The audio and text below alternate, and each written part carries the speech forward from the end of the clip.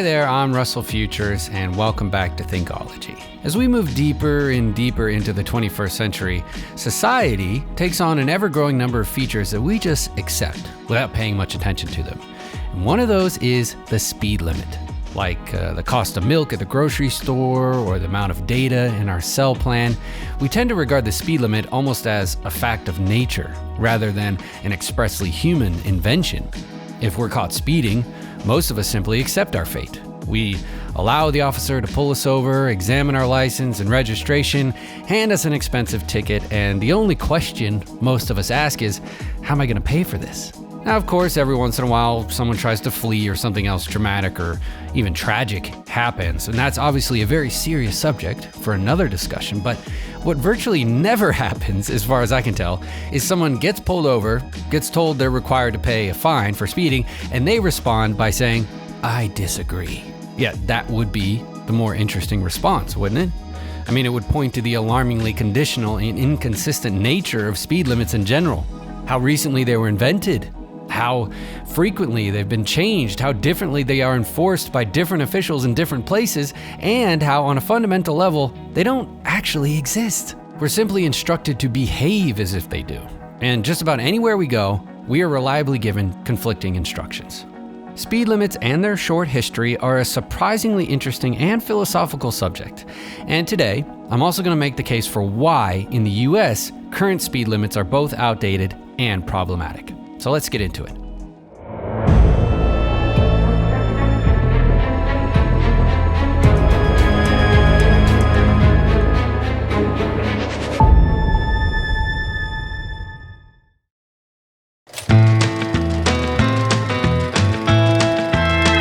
Okay, so as is the case with virtually anything, you can trace back to a time in history when speed limits didn't yet exist.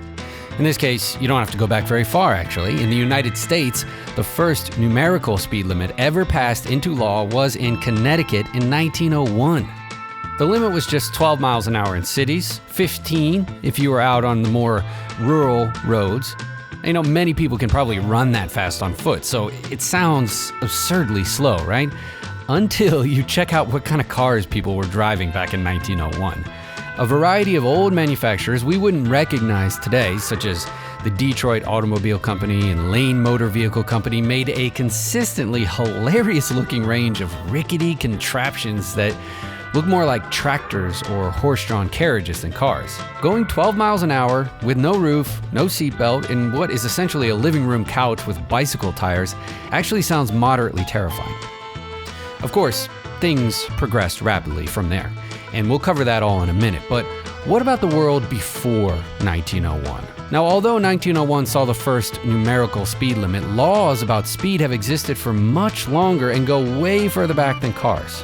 In the 17th century, the American colony of New Amsterdam, now Manhattan, imposed one of history's first recorded laws related to speed.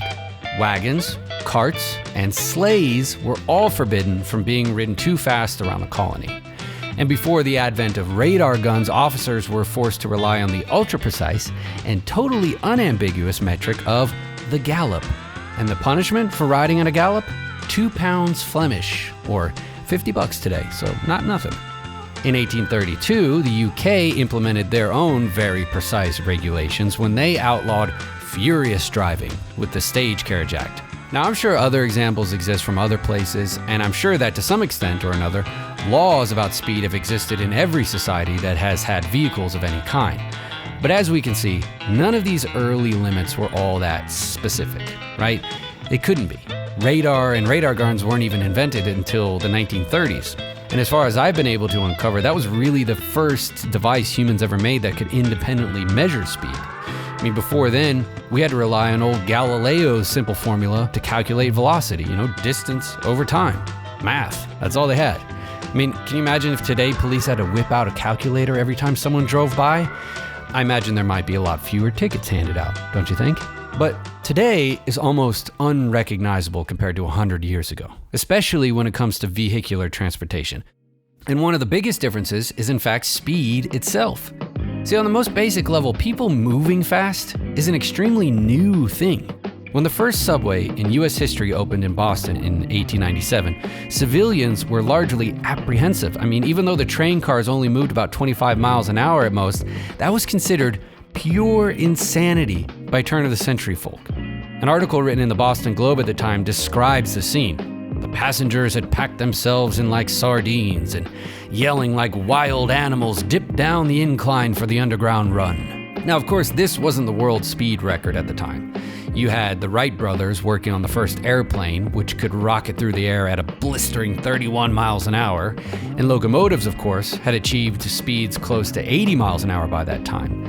But for the average person, moving in any direction faster than a horse could pull you was a completely foreign concept. It wasn't until the 1920s that a commercially available vehicle had a top speed over 100 miles an hour, and cars in general started to become commonplace. And this crucial turning point is when cars started to become a part of everyday life. This is what spawned seemingly everything we have come to expect today as modern drivers. Turn signals were invented by Buick in 1938. Seat belts were invented in the mid-1940s, although they didn't become legally required until 1966. Airbags first started getting installed in the 1970s. Oh, and other minor details like stop signs at intersections and lanes on the road were also introduced in the 20th century. It's just wild to think about, like, these essential points of safety that we all take for granted now were created after cars were already being driven all around the world. Wilder still, many places in the world still lack these basic safety measures, despite swarming with cars and trucks and motorcycles. For example, I spoke with a friend from the US who traveled to Cambodia in 2019. And according to the World Health Organization, roughly 2,400 people are killed on the road each year in Cambodia, roughly 0.01% of the population.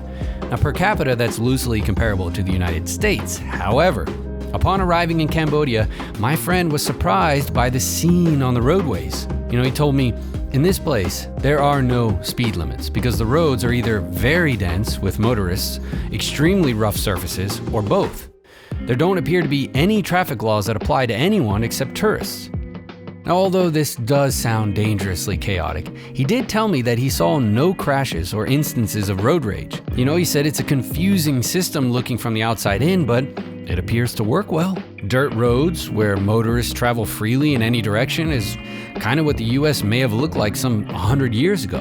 But unlike Cambodia, the US decided to implement all sorts of rules and restrictions to change its roadways. And as we'll see, it's not clear at all that doing so was as helpful as you may think. Of course, one of the most obvious regulations to include from the beginning of driving was a limit on how fast you could drive.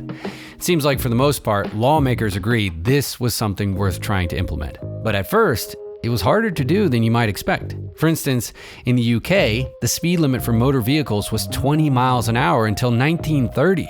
But then lawmakers suddenly noticed a curious fact. Nobody had any idea how fast they were actually going because there were barely any speedometers in the cars at the time. So the UK government pulled a 180 and swiftly passed the imaginatively named Road Traffic Act. The Road Traffic Act actually abolished all speed limits in the UK. Of course, the excitement didn't last long. 4 years later, a 30-mile-an-hour speed limit was reintroduced. But that only applied to populous areas.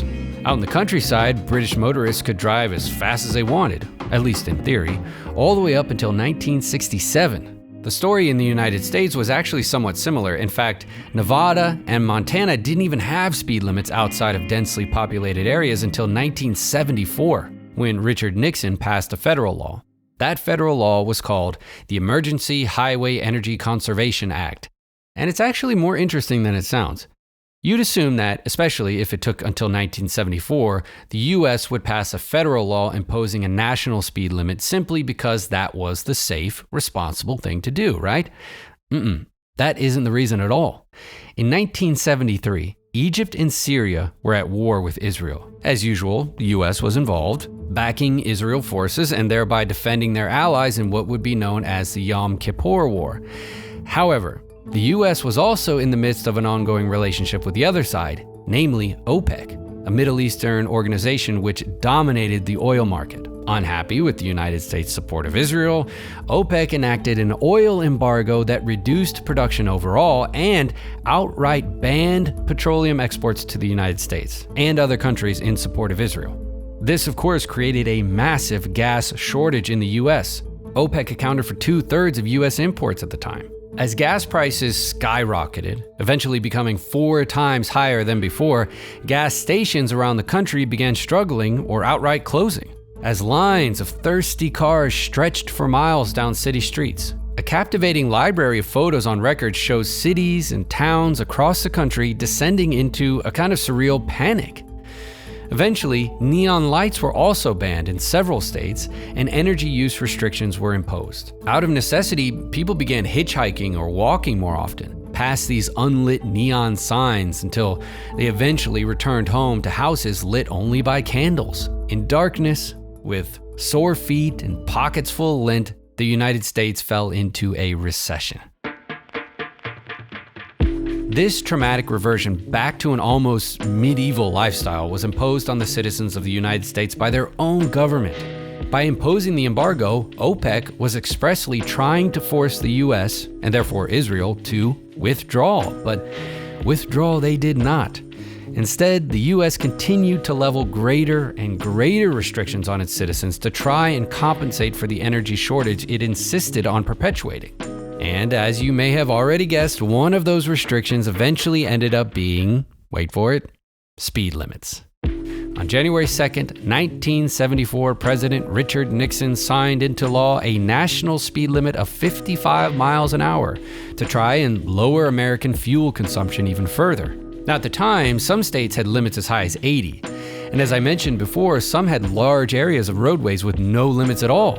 The decision was hugely controversial, especially in states where limits had previously been much more relaxed. Several states, including Nevada and Montana, were reluctant to comply. However, the new law also prohibited the Department of the Treasury from funding any projects in states that refused to implement the new speed limits.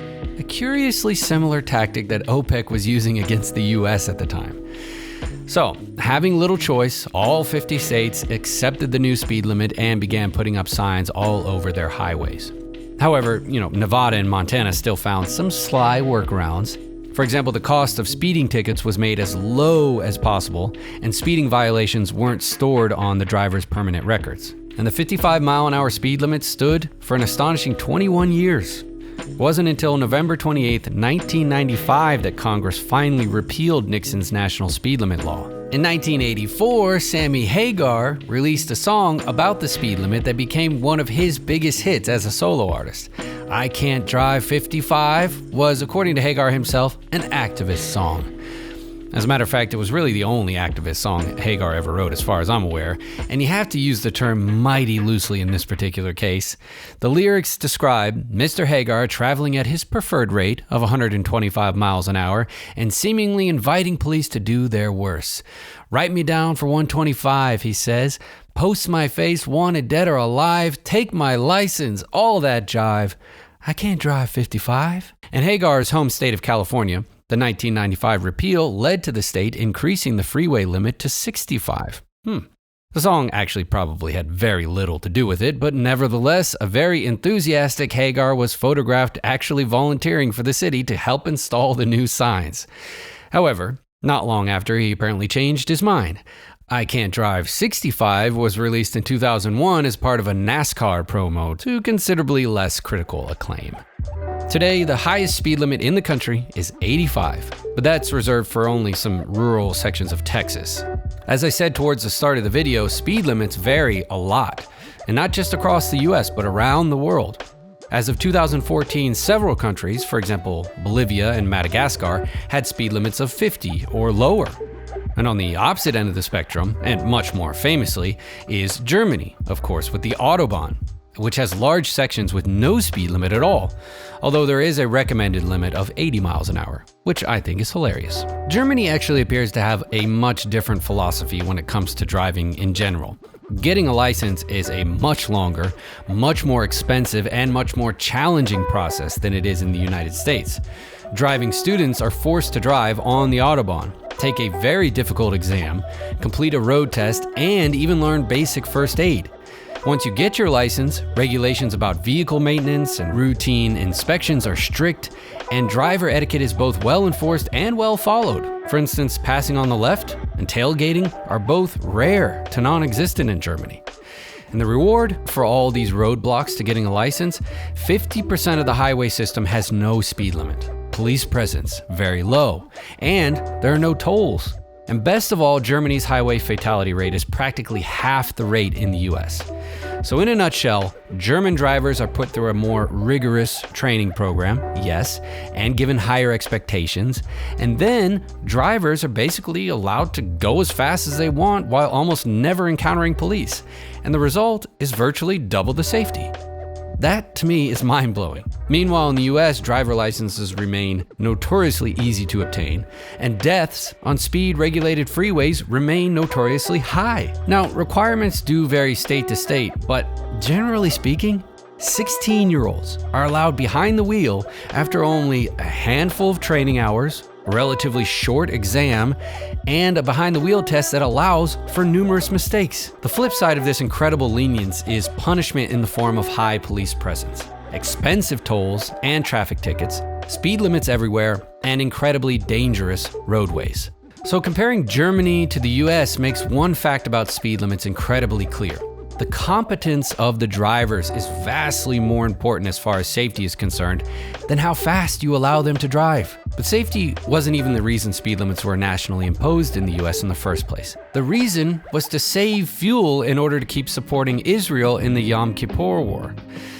The idea was obviously that by forcing Americans to drive slower, they would ultimately use less gas. But I cannot be the first person to wonder if that actually even works, like on a fundamental level. Think about it.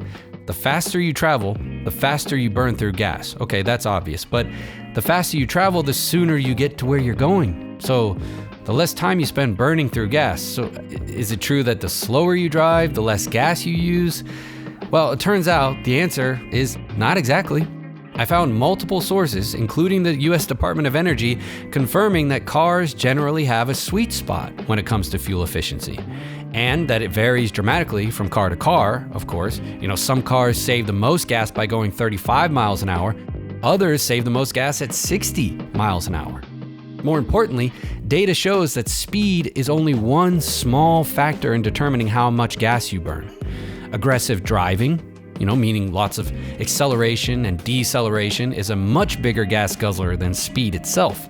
Other factors like how many people you have in your car, the weight of the cargo, and time spent idling all add up to a bigger difference than speed. Although you could make the case that having more passengers means having less total cars on the road, which does save gas, so I don't know. But based on the data about acceleration, deceleration, and weight, it's clear the real worst thing for nationwide fuel efficiency would have to be more and more traffic jams full of bigger and bigger cars. Well, since 1974, traffic in major cities across the US has increased by as much as 500%. And the largest segment of the entire car market today is SUVs, of course.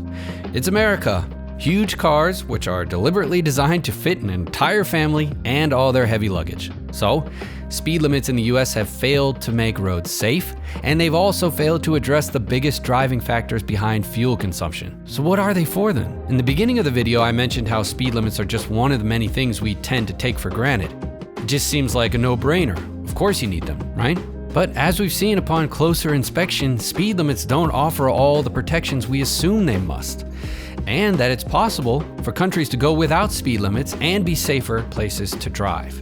Unfortunately, though, it's not as simple as just erasing speed limits from the law. Since the repeal of the national 55-mile-an-hour limit in 1995, US road fatalities have increased overall by 3.2%. On rural interstates, such as in Texas, where there are higher speed limits, fatalities have increased by 9.1%. So this seems to suggest that if the US erased speed limits altogether, fatality rates would full-on skyrocket. But then why are fatality rates so much lower in Germany? In fact, fatality rates in Denmark and the UK are even lower than Germany, but those countries do have speed limits. So what the heck's going on? What really makes the difference? Well, clearly speed limits are not the common thread here. The common thread is how hard it is to get a license in the first place. Denmark and the UK, like Germany, have some of the most expensive and challenging driving tests I was able to find. As far as I can tell, improving driver training in the US is by far the best way to improve safety on the roads. And if the US did so, they might even be able to get rid of speed limits altogether. I'm not alone in this theory either. I Drive Safely, one of the leading traffic schools in the US, has stated that it's entirely possible the US could have its own version of the Autobahn if, and only if, driver safety standards were increased. They also make another very philosophical point after my own heart, saying, "It seems like most drivers don't strictly abide by the posted limits on freeways, roads, and city streets. If anything, they rationalize that the speed limit is more of a suggestion than absolute law. If that's the case, then why not just abolish the speed limit altogether?" Indeed. What is the point of a law that doesn't effectively combat fuel consumption, doesn't make our roads even half as safe as numerous other countries, and that most people regularly break anyway? There has to be a better solution. And I think that solution lies in training. I also think that abolishing speed limits and giving drivers greater freedom in general is a necessary part of the equation. If we're going to make driving schools take longer and licenses harder to get, we need to balance that with a greater incentive for people to go through the program. In recent decades in the US, less and less teenagers have been bothering to even try to get their licenses. Now, possible reasons for this are varied. The advent of Uber, the changing job market, the high cost of vehicles, but one big reason is almost certainly fear.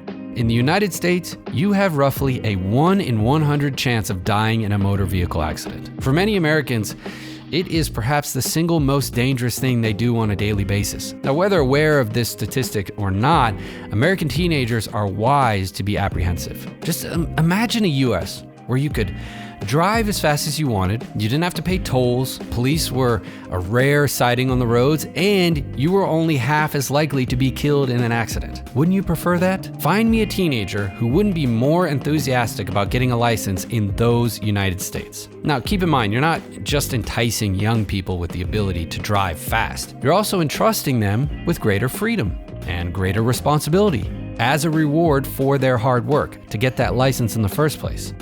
I mean, if you've ever been around teenagers or you've been one yourself, then you know how important and desirable that freedom is. And if you've been hearing the many stats and examples I've cited in this video, then you know there's also a very good chance that such greater freedom could actually be the secret recipe for safer, better roads in the US. Will that ever happen? I don't know, that's another story. As far as I could find, the US government does not publicly report its revenue from traffic tickets. However, some estimates have it as high as $7.5 billion a year.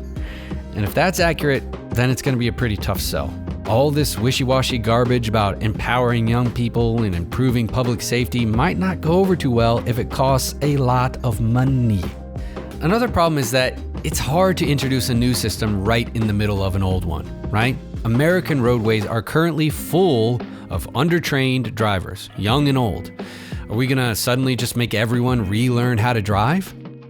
Probably not, that's a tough sell. Also, if you increase training for new drivers without raising or abolishing the speed limit like we talked about before, much of the necessary incentives are gone.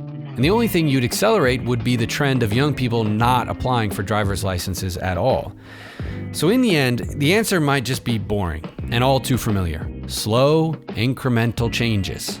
Over time, if we gradually make driving tests harder, we can gradually incorporate more driving etiquette both into the law and into the culture, and eventually start methodically pulling back restrictions like speed limits, tolls, and highway patrol. But even if that happens, will it happen before the advent of self-driving cars? Before expansions in public transportation? Before countless other technological innovations we're bound to make in the coming decades?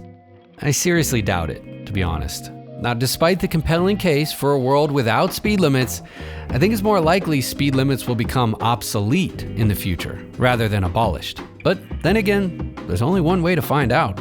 That's it for today's video.